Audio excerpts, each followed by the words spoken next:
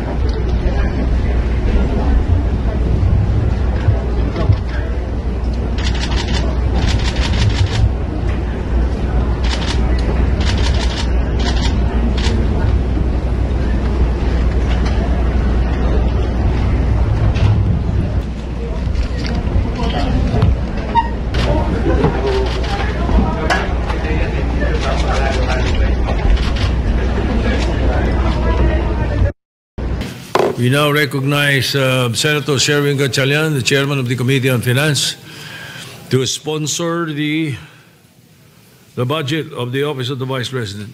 Thank you, Mr. President. Thank you. Yeah. Thank you, Mr. President. Thank you, Majority Leader.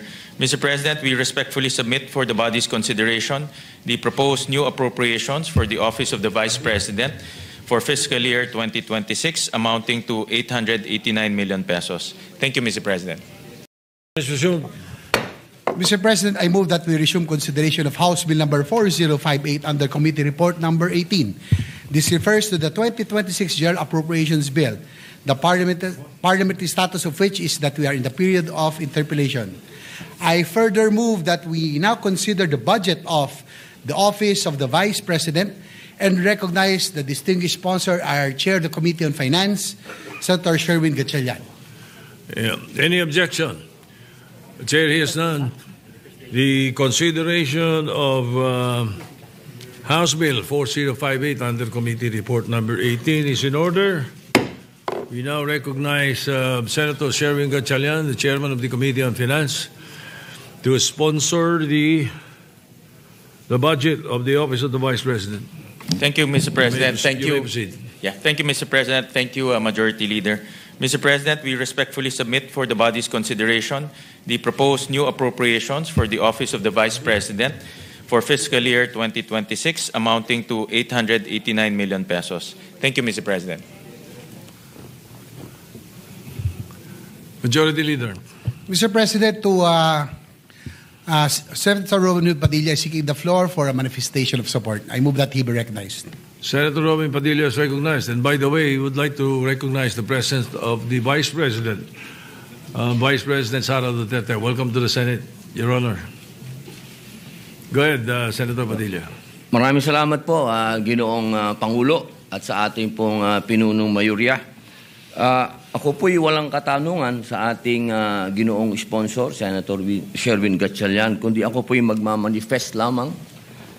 Ako po'y natutuwa sapagkat dito po sa ating bulwagan ay atin pong hindi binawasan ang budget ng ating pangalawang Pangulo, bagkus ay dinagdagan.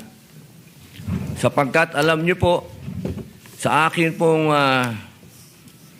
karanasan sa tuwing may dadating na kalamidad, kalungkutan, kamatayan, naandyan po lagi ang ating pangalawang Pangulo upang makiramay, tumulong.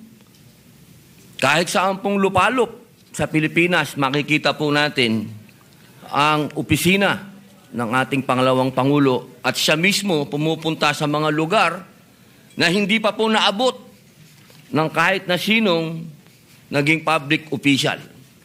Kaya ako po'y masaya at ako po'y nagpapasalamat sa ating mga kasama, sa atin pong sponsor, Senator Sherwin, sa ating pong Senate President, sa lahat po na bumubuo, sa lahat po ng mga senador. Maraming salamat po at hindi po nagmula dito sa ating bulwagan ang pang-iipit sa ating pangalawang Pangulo. Muli po, maraming salamat at pinatutunayan ko po ng napakalaki ng naitulong ng ating pangalawang Pangulo. Maraming salamat po. Thank you.